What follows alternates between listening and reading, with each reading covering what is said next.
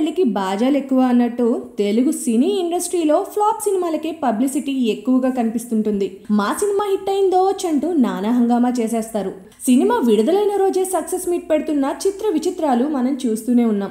ఈ వారం కూడా 4 సినిమాలు వచ్చాయి. రామ్లీలా, బమ్ భోలేనాథ్, పిశాచి, మగమహారాజు. అయితే వీటిలో ప్రేక్షకాదరణ పొందిన సినిమా ఒక్కటంటే ఒక్కటి కూడా లేదు. కానీ పబ్లిసిటీ మాత్రం పిచ్చగా చేస్తున్నారు. రోజుకో సక్సెస్ మీట్ పెట్టి హడావుడి చేసేస్తున్నారు.